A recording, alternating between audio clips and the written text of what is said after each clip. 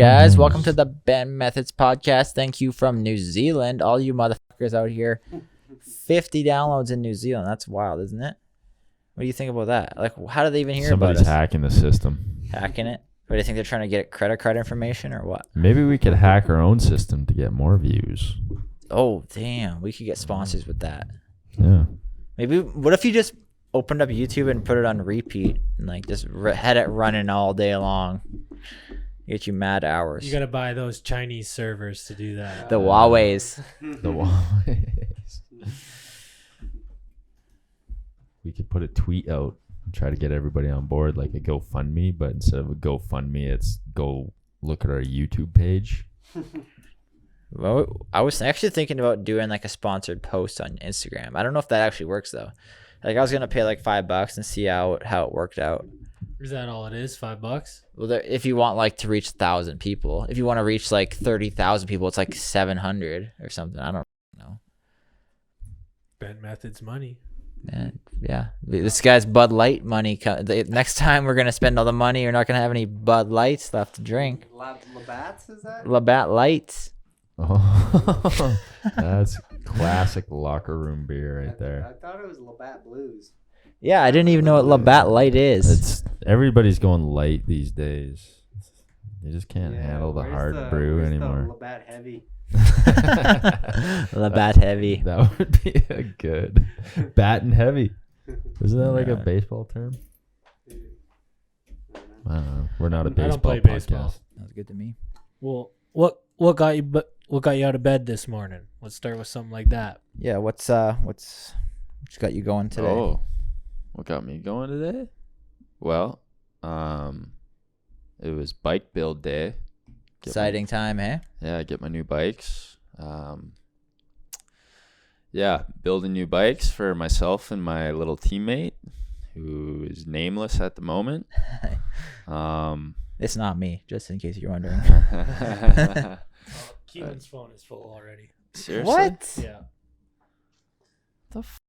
Dude, see, I'm telling you, I deleted all this stuff. Go get Dom's phone. Do we even need it? We don't need that one. I think these ones are better anyway, as long as these two are running. It got a. You need the thumbnail. That's cover shot. thumbnail. Alrighty. There you go. You're good. Good. Make sure, just keep an eye on these two. Yeah. Make sure they're going. I know mine's usually pretty good Yeah. unless it dies. But Mine will like once in a while fall off, but okay. All right. Yeah, where were we? So what got you out of bed today, man? Bikes, yeah. Exciting day. New bikes. Building my bike and yeah, my teammate's bike, and getting ready to just head back south and get ready for another year of plugging away. So like what keeps like, it seems like a lot of the time it's the same shit every year, right? You're going to California. What keeps it like fresh and exciting for you? I don't know. I think it's just like, honestly, like for me, racing and riding is just so therapeutic. And when I don't have it, it almost like forces me to deal with a lot of like internal demons and struggles and stuff. It's just, I don't know why. And I mean, I think that's like the case with a lot of people, but it's like, I just get so anxious to get down training or be in a routine or whatever. And it's like, once I get back to it, I just feel like so peaceful, and everything just feels like makes sense and it's flowing, and the day-to-day life just has purpose. Mm-hmm. And I guess like riding's a bit of an escape too, but it's weird as well. Like it's like, as much of it is an escape, it's also like, it just makes things feel like it's just clicking and things make sense, and it like clears your mind. Like it's an escape, but I don't know, like it brings clarity as well. Like it's, as much as you like almost run from your problems, it's also like helping you deal with them too. Well, I think for me, it's like I don't know, you can probably touch on this, but for me, it's like you're on a constant pursuit of self-improvement, and it's like every time you're going to the track, you're always focused on the next goal or improving yourself in some way. Or if you're going to the gym, you're on the road bike, you're always trying to improve yourself. And I think, when I'm not riding and I'm like what you're saying about being anxious and like all that, it almost kind of puts that into perspective when you're down there grinding all the time, trying to improve yourself. It almost feels like more you're working towards something, right? Yeah. And I think, I totally agree with that. And I think it's just when that's not there, it's just, it's weird. It's like when it's something, it's all you've ever known, and growing up, like you've done it since a young age, and then that's the only way, it's like when it's not there, you almost feel lost. And it's like, I think a lot of people actually, I think it's kind of a weird thing where I think we struggle with like identity after the fact, like when we don't have our sports, whatever it may be, and they leave us, we struggle with like an identity crisis because it's just not there anymore, because that's all we've known since we were like 10 years old. And so like, I think I definitely struggle with that when I'm not riding and I don't have that routine or that pursuit, or like you say, that self-improvement, and it just like, it makes things a challenge. It almost like brings you back to square one, trying to like figure out who you are without that. So I think that's like why I love it so much, is because it gives me like a sense of control. Yeah. And obviously, like, not solely just for that, because like if I didn't love it and enjoy it, and if it didn't bring me happiness, then I wouldn't do it. But it's like, I don't know, it's a really weird thing, but and it's something you're comfortable with too. So like when you go down south, you know what you got to do to make yourself better, right? You got to do the laps, you got to do the sprints, you got to work on your technique, you got to work on sections. Like, it's kind of a familiar thing. You know exactly what you're going to do when you go down there. Kind of, you have an idea, right? Yeah, no, exactly. And it's, that's the thing, is it just like, it gives you that sense of control, because I think like us as people, we want to feel like we're in control of every aspect of our life, and when we don't, it's like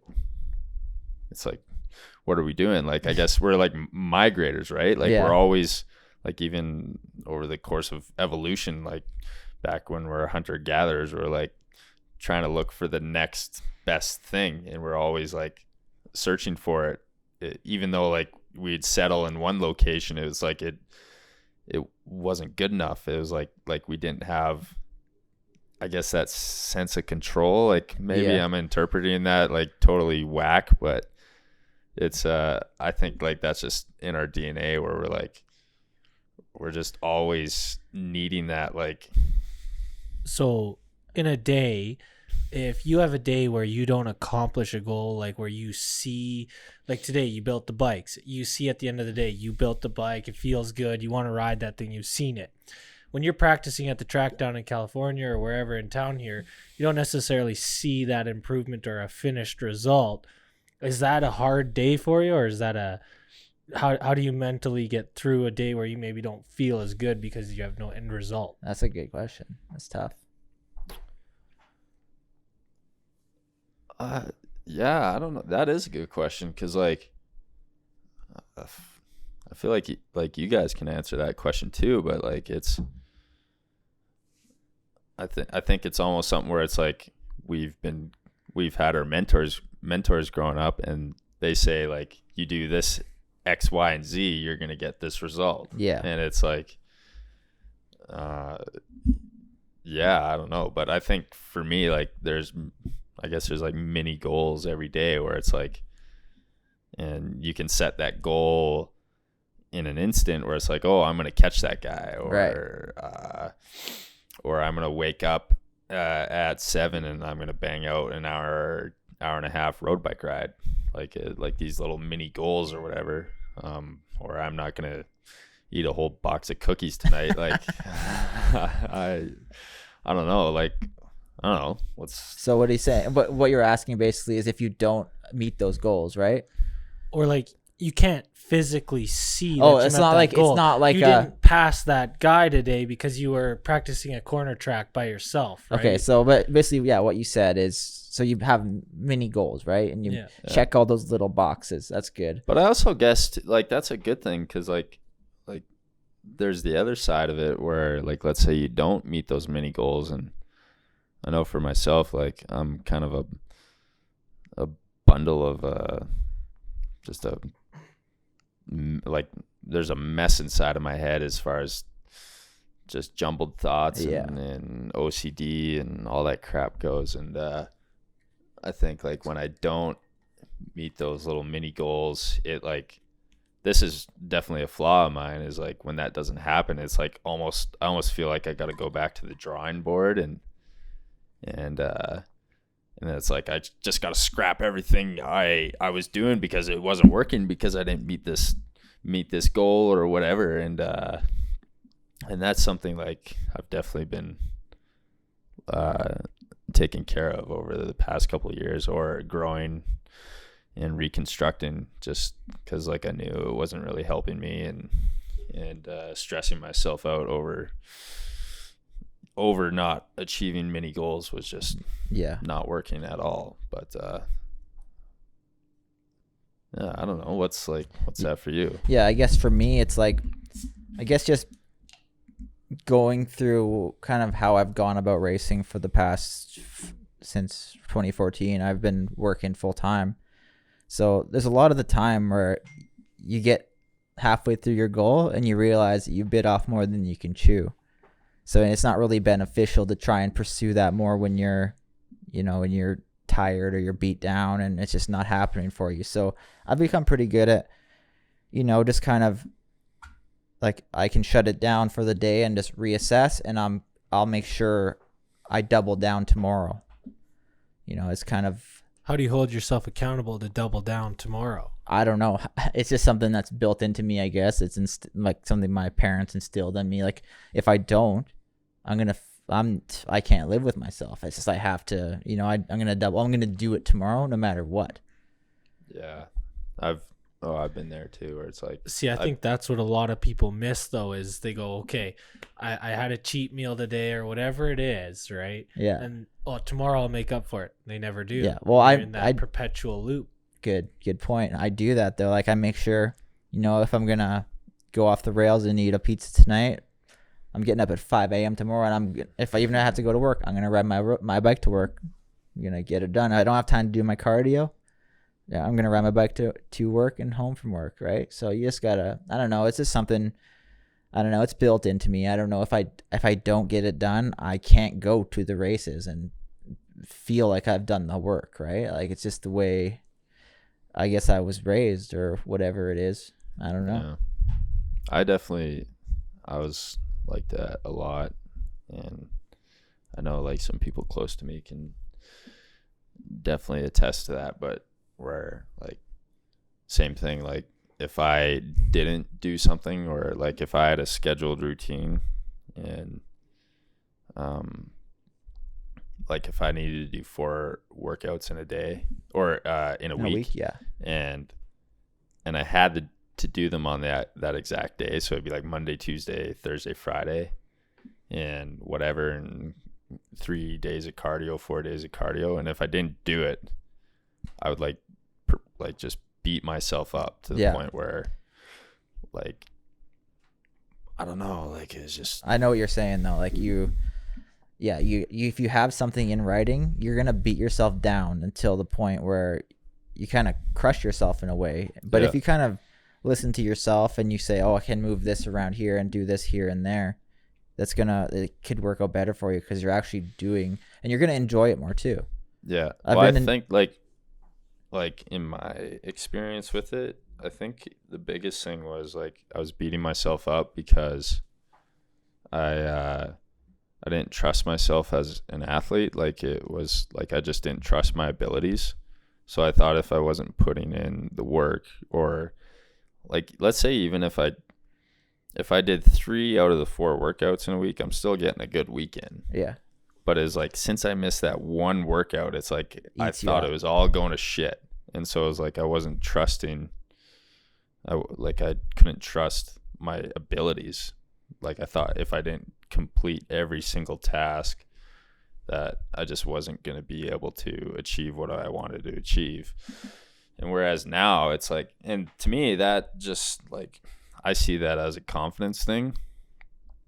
And whereas now, like I believe in my abilities. I know what I'm capable of. And I even have like a little quote I tell myself, like, and it's, if the results aren't there, then it's just a problem to be solved. Yeah, that's good. That's a good way to look at it. Because like, whereas before it was just like, if the results aren't there, then What are you doing wrong? You're fucking everything up. Or no, it's just like, I'm not capable of it. Oh, I see what you're Like, saying. And, or yeah, it's like, if the results aren't there, I'm just like, I'm not doing enough work. And you got to redraw everything. You got to go back to the drawing board. So like now, I guess just maturing as a racer, like I believe what I can do, and I know that I'm capable of it. It's just now it's like it's like a math equation, and You got to solve it. Yeah, like if there's a variable in there that's not quite there, just got to figure it out. And if like, and same thing, like on a weekend, if the result doesn't happen, I'll account it to something. Like it's like at Future West, like I didn't get the result I wanted, got second, not first. But I held every aspect of the equation accountable. Like, yeah. Look at the full picture. Like I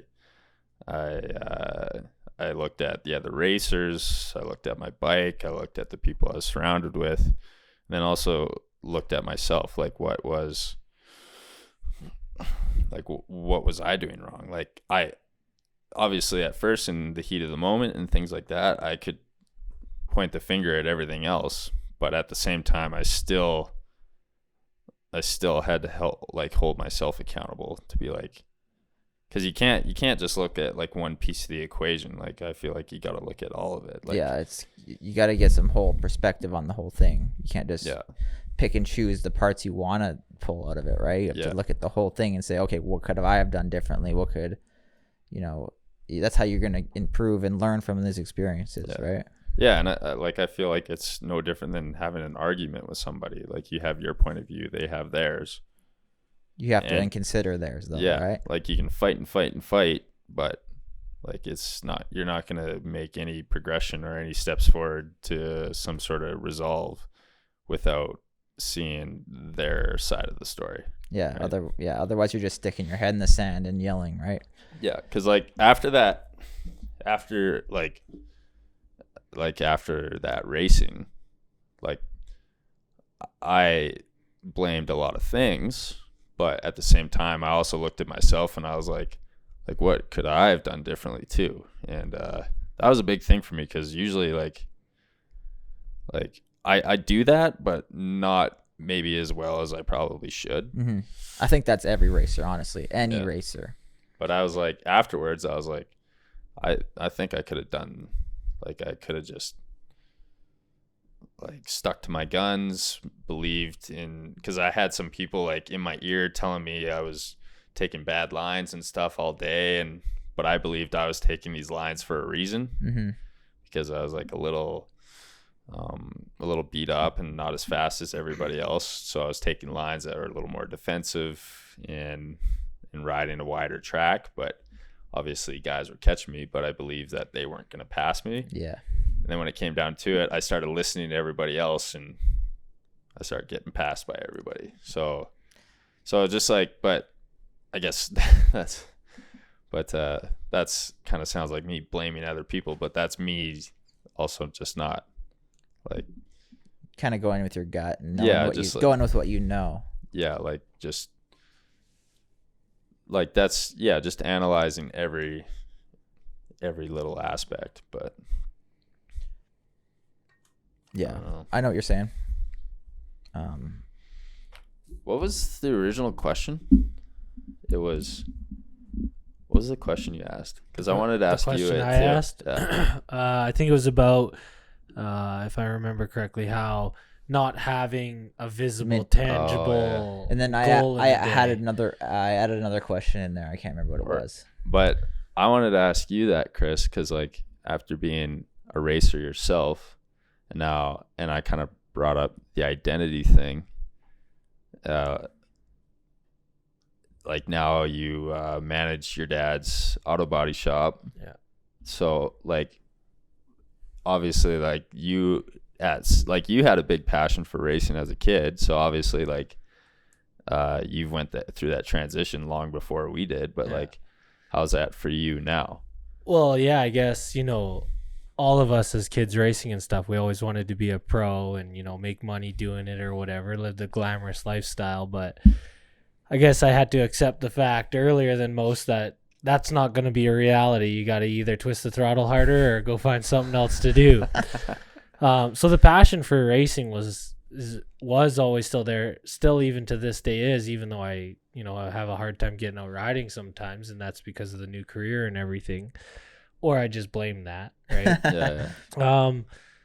And that's kind of the struggle with the new career, even though I'm 4 or 5, well, I guess even longer than that into it is, is that my identity? Do I feel good about that? It's so different from racing, but I guess there's still days where you feel competitive. You want to be better than the other shop. You want to, fix more cars than them or faster or, better Google review, whatever it is. It's like you said, those small goals, you try to find something tangible in it, but being the general manager of it, you don't have an end result every day. Like you're watching other people finish a car, finish this stack of paperwork or whatever it is. And I mean, I have a fair share of that myself, but I don't necessarily see so much result in a day because, it's a lot of just dealing with people, whether it's employees or customers or this and that. So to find an identity or some motivation inside of that has been a very difficult struggle. And at times it makes me want to give up because I don't see any point to doing this, I say, right?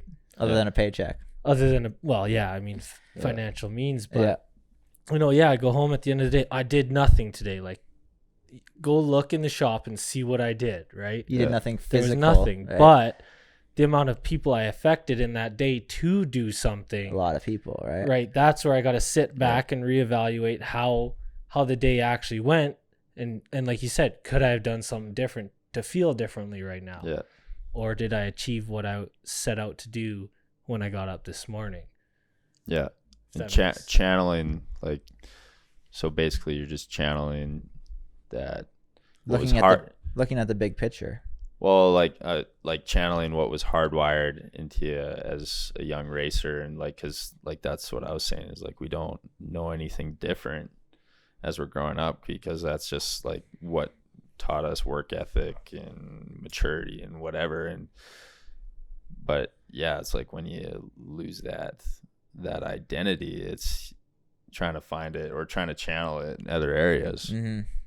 And I think, like you said, growing up racing has given us this identity of, okay, results driven and everything like that. Goal oriented. Yeah. You got to go to the race on the weekend and there's only and one position to finish, right? A racer. Yeah. That's where I'm at is like, I am a dirt bike racer. I mean, I've tried a few different identities and didn't really like those. Like you say, you like skiing and everything. That's your hobby. Like you live that life and, you want to live that lifestyle. You see, I don't know, Tanner Hall or whoever doing, I don't know, backcountry, but can you actually see yourself changing identities from a racer to a skier? Yeah, a bum. But it's funny, like even that,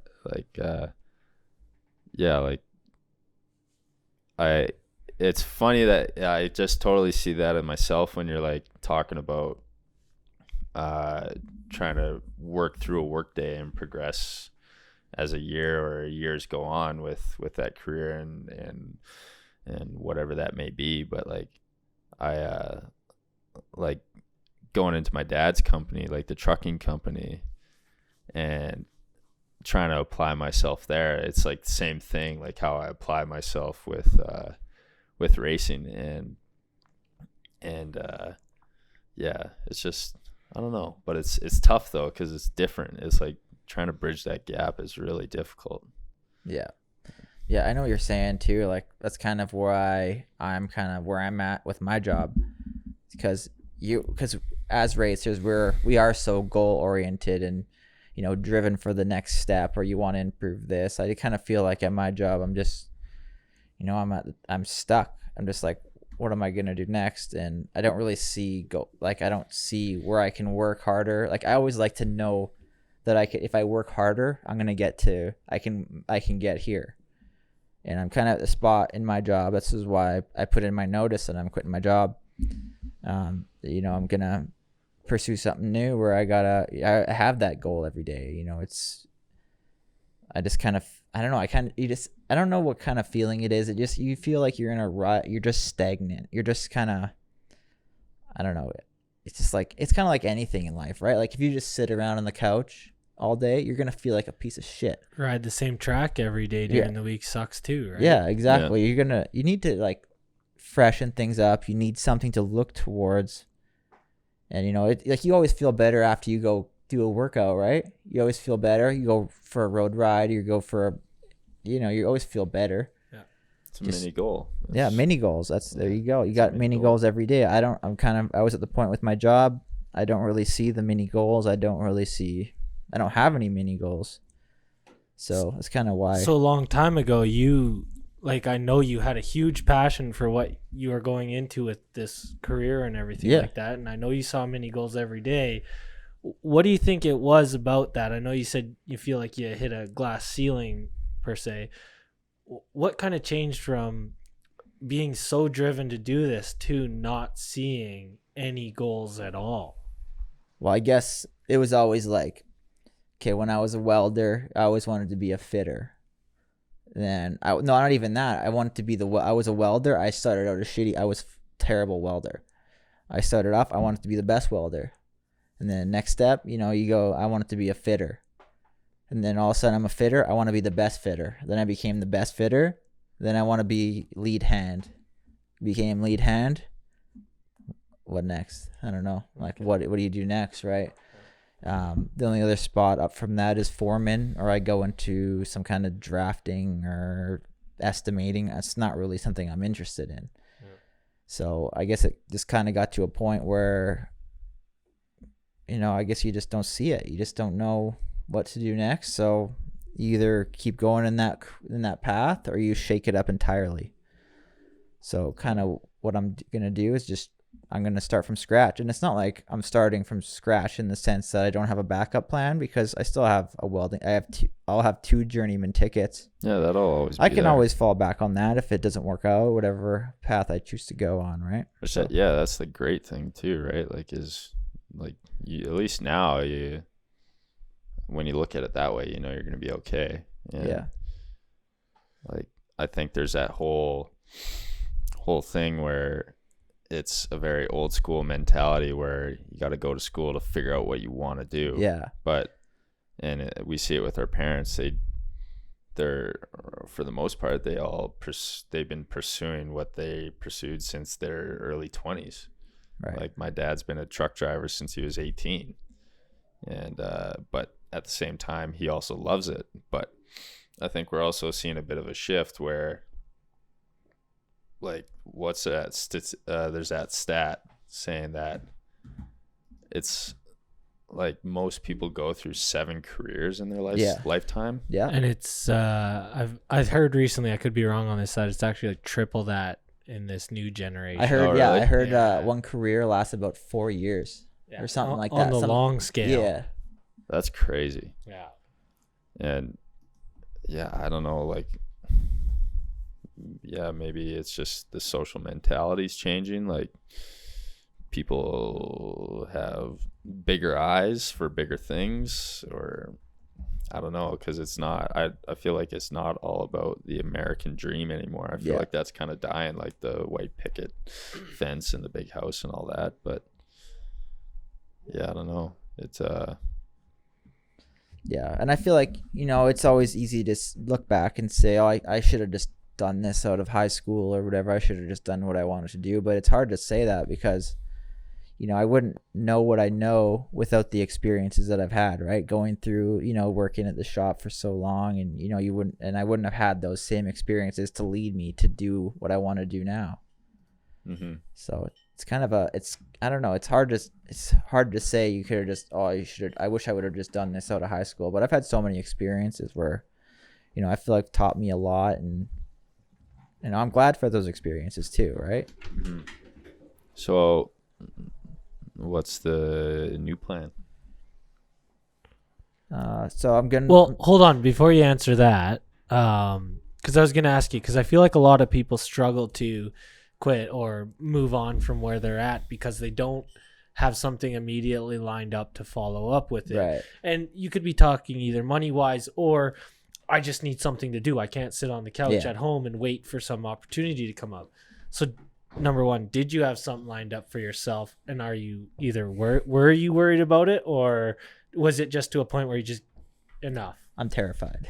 It's terrifying. Honestly, it's the scariest thing I've ever done. Honestly, I've been thinking about this for well over a year doing this, and I want to be a trainer. I don't know if I want to be a personal trainer. I want to do something in the health and fitness community, right? But it's so easy to get in that mental trap of just saying, "Oh, I can't do it. It's not going to work out, or it's going to be too hard." And it's just like it takes a lot of courage, and it takes getting to a point like of where you just had enough of doing the same thing, and you just want something else.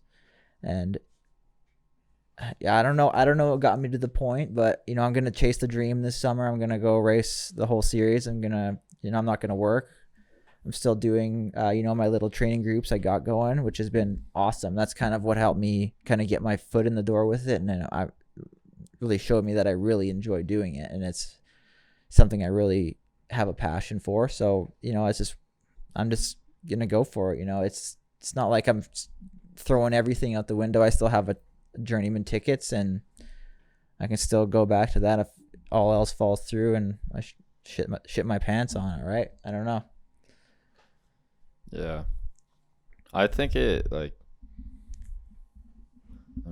think it's just so scary when we think of the worst that can happen, but we step away from all these things that give us security, and then we think it's we're going to be on the street if we don't figure it out. But at the end of the day, we got I went through the same thing. I was in business with my dad and stuff and whatever, and I stepped away from it on pretty sour terms just because it wasn't really working out, but I stepped away from it, same thing, to pursue racing full time. And but at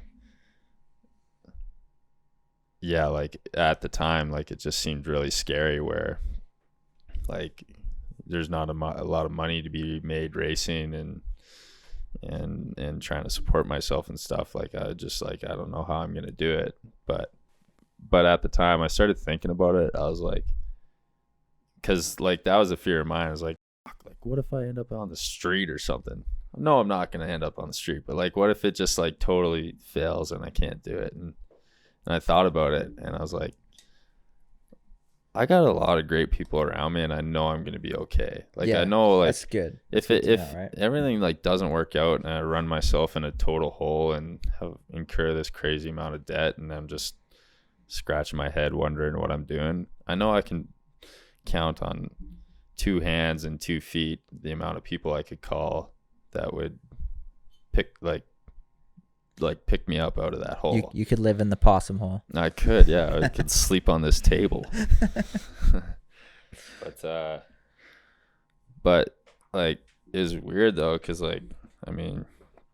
for me, I was so used to just relying on my parents income to whatever, like with racing, or just so used to that, like growing up, like having that parental support, and then obviously like got some good opportunities with racing, but it definitely was never near the amount of how much my parents could help me. But it's like stepping away from that, just, I don't know, it was like a big growing period for me. But yeah, it's funny. I feel like we're giving like advice Not really though. when we're not. We're not Probably really. shouldn't be giving advice. We're just sharing experiences is all we're doing. Yeah, that's, yeah. Yeah, I don't know. This can be like a PSA statement, is we don't have any background. No, we're total idiots. Don't take Yeah. anything. This learn from us what not to do. Okay.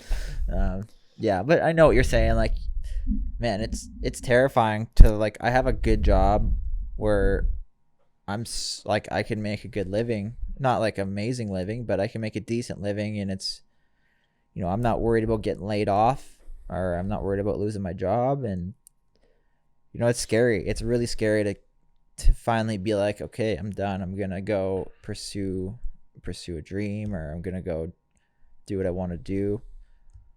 But I think, you know, if you're just gonna go through life and take the easy road, then you're not really getting as much meaning as you could be out of life, and you're not growing as a person. So it's kind of a, like, you see guys all the time. Like, I know a lot of guys at work, nothing against it, but they're fine just working the same job for the rest of their life, not moving up. That's not the way we're bred as racers, and it's not the way that we're, I guess, wired as racers to kind of go through life. Yeah. Sometimes I think, like, I don't know, just it, like, switch it up. I don't know, like, who cares? That's what me and Chris were talking about before the podcast. Sometimes you got to just shake the bucket. Just got to shake the whole thing Live up. dangerously. Live dangerously. It's so, like, cliche, but it's just so true too. Just like who f***ing cares? What's the point? Well, yeah, Just, like, stop taking life so seriously, man. Just enjoy yourself. yeah, Do what you want to do. It's truly hard though. It is. It's easy to It is. say, but then you know that thing you do and you do something. The day after I quit my job, I wake up every morning. I'm like, you get that pit in your stomach. You're like, oh, fuck, I actually quit my job. It wasn't a dream. Oh, shit. It's scary, man, not having that kind of security. Yeah. Yeah. I don't know, man. Do you think you'd be sitting here quitting the job you have if you weren't a racer? Maybe. I mean, maybe just that racing mentality is what's always driving you to be better yourself or seeking the next thing. I could see, like, it seems like everyone at work is just content being where they are. So I don't know. I guess us as athletes or racers, we're all just wired a little differently, and I guess I could be okay with it, but I'm not. I mean, my dad wasn't okay with it. That's why he went from being a welder to buying the company. Like, it's at a certain point, he reached a point where he's like, you know, I want to take this to the next level. I guess it's just maybe some way we're raised, or I don't know. Do you feel like you want to do this because you don't want to leave it like untouched before you move on to the next step in life? I guess a little bit. You know, I don't want to live with regret. You know, I don't know if it's so much that or just I'm just searching for what's next, right? Like, I don't know if it's. Hold on, I lost it. Repeat the question. Like,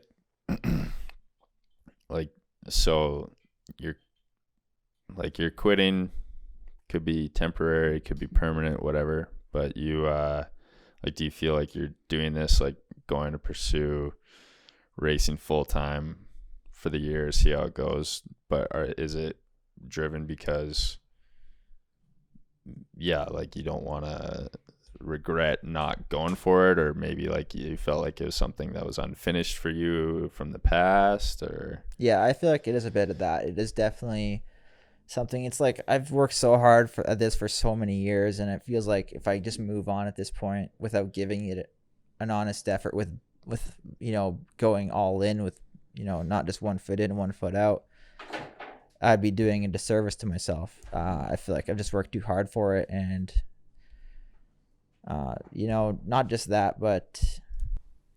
Would the situation be different if you had kids?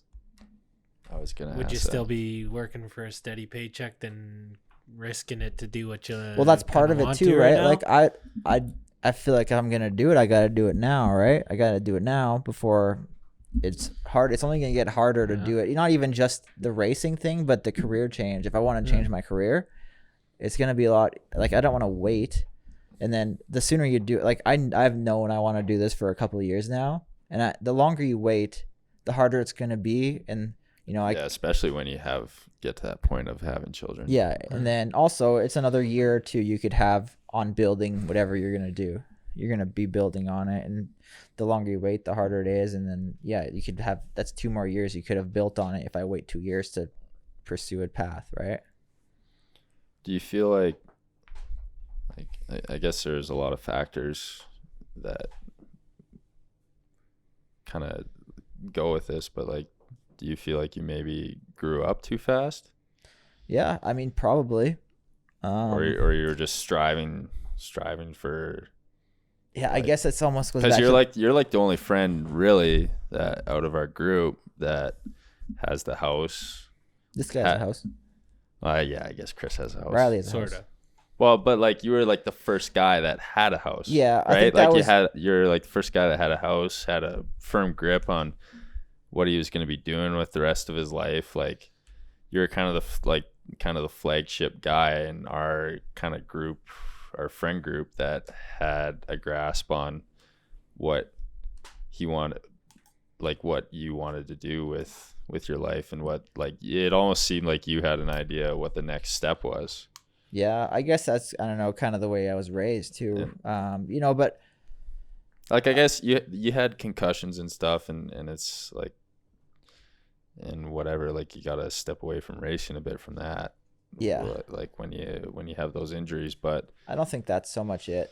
but do you feel, do you feel like you made like maybe you strive for these things, but then you left too much on the table from racing? A little bit. I think that definitely plays a bit of a part, but I think a lot of it is just, it's easy to get into the trades. Like you go to welding school for, what is it, a total of 9 months? You go 3 months, wait a year, 3 months, wait a year. I started this when I was in high school, so it's easy to get, your journeyman ticket when you're pretty young. So I was making good money when I was like, I had my journeyman ticket when I was like 20. So I was making good money.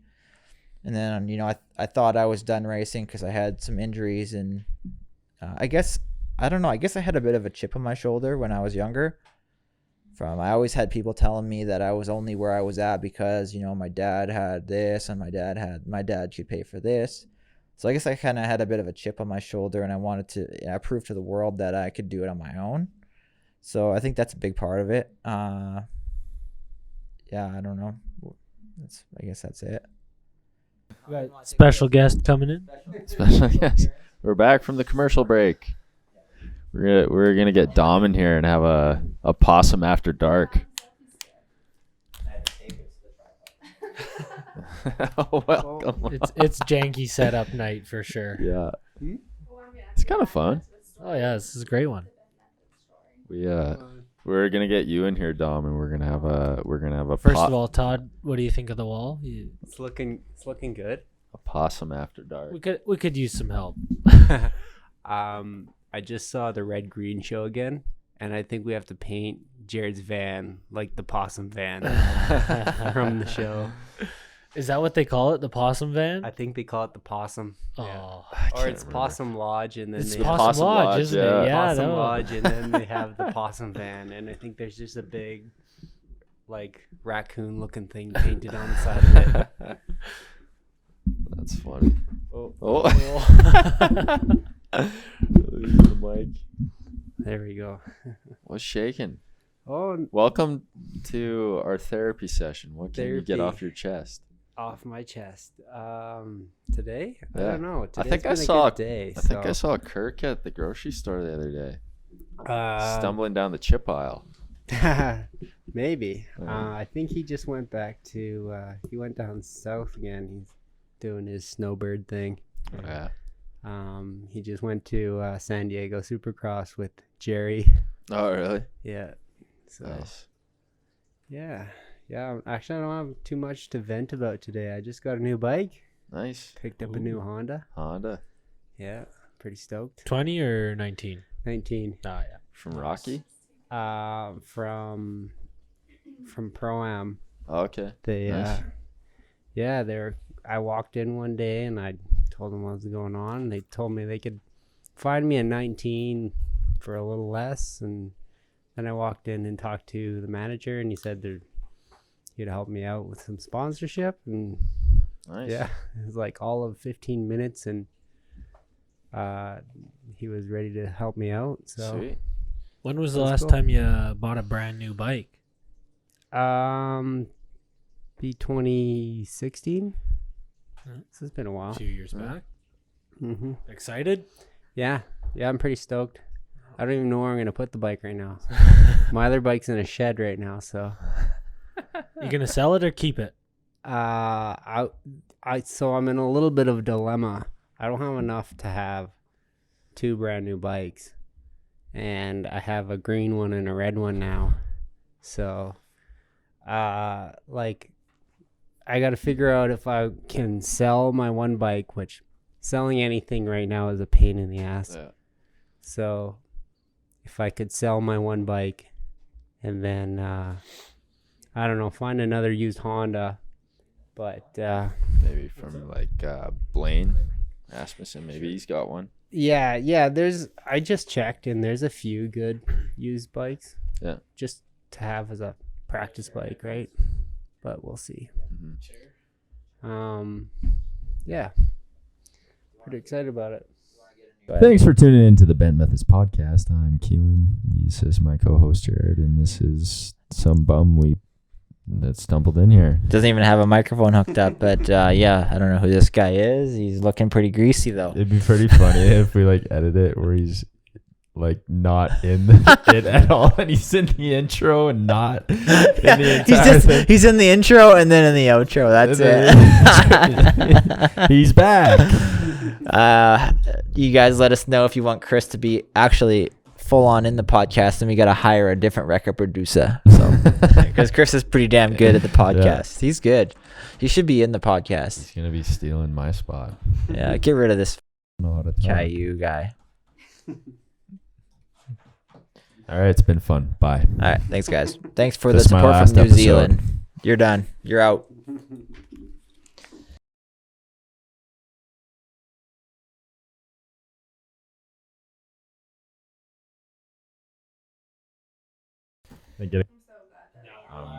I'm rocka producing. All right, we have now swapped out. We've made a change for the better. We're trying to switch things up. We got Chris Faye in the booth with her Keelan as the Rekka producer. We should get Chris just to do an intro. Just be like, "Hey everybody, my name's Chris, and welcome to the Ben Methods podcast." That could be like the outro. This Yeah, there you go. episode. Good Let's do it. morning, good afternoon, and good evening. This is the Bent Methods podcast. Welcome to the Bent Methods podcast with your host Christopher Faye. X. I go by Topher these days. Topher Faye. That's his hip name, hipster name. Well, where's Yashik would be okay guest once in a He while. would be. He'd be hard to understand. Yeah, you'd have to get. Aren't you supposed to be out of the frame? Isn't it just supposed No. to be Chris? No, me and Chris are now hosting the Bent Methods podcast with. He's a Yeah, now we have a new record producer. We have a new record producer. Is it Keelan Meston? How we sounding over there, Keelan? Good. Good, not too bad. Probably the best we've sounded all show, Yep. all I agree. week, all month. All year. Mhm. This is our first podcast of the year. Welcome to the first Bent Methods podcast of 2020. Is it? Oh, it is. It's yeah. not. Is it? It Yeah. is, yeah. No. Yeah. Well, we released Todd's on the 3rd or something. Oh no, we did. No, we What about definitely did. Fasciati? Yeah, we did them You're in right. like. Yeah, we did But them we in did them January. before. We No, it was in recorded. January. It was in January. Oh yeah, it was. Yeah. It was in January. Oh wow. I know who won. Oh, come on. Oh yeah, should we do our draw or what would Oh you? yeah, we gotta pick a winner for the goggles. Chris, pick our winner. Oh, I didn't read the submissions. Arton? You're missing the head on. What do we got? It's fine. Who's Doesn't got the Instagram up there? Let's Yeah, find us Come on, a I'm the winner for the. Mooser. Arton. Is that our guy? RT Artowski. Artie. Pull up the YouTube. Pull up the. Are we gonna pick him? Well, they can't tell him that we're just not. No, we should pick him. I We think need he's the best. Can you pull it up? Go to the YouTube comment. I'm going. Okay. Artie Ostrowski, you are our winner. We will be in contact to get your mailing info. What was the comment? Yeah, read the comment. It was a good one. He has 3 of them. Artie came out with some banger comments. He chose his top 3 lines, and first one was Colton's reply: "You are not English. Where's your poutine?" Ah, that was a classic. That Dude, was a I good go one. for some That was poutine right off tonight. the That was a bat, good one. wasn't I it? go for That the was pretty poutine. early. Yep. Okay. Comment number 2 was right on sitting down while riding in Calgary, maybe once or twice. Colton replies with once or twice a lap. Right responds, you know those bug zappers? You just got to put one down on my seat so that it zaps my right nut. That's pretty good. Dude, this guy's got some bringing the heat. Artie, he's Artie. choosing some good. firing some And heat. Artie's third pick was right on riding with Al. And that's Alan Brown. You're like 4th gear, wide open, and it's all rock, and then you just disappear. Plug your butthole. Dude, shout out to this guy because he got 3 quotes. Dude, I can imagine going back through the whole podcast and writing down 3 quotes. Shout out to this guy. He gets these goggles for sure, 100%. I tried listening to it, but I can't listen to this podcast. It's just It's shit. shit. It's terrible. It's the fucking horrible shit right here. But this guy, shout out Artie Artowski, is gonna get these goggles. big winner. Big winner, big winner. Ow, ow, ow! All right.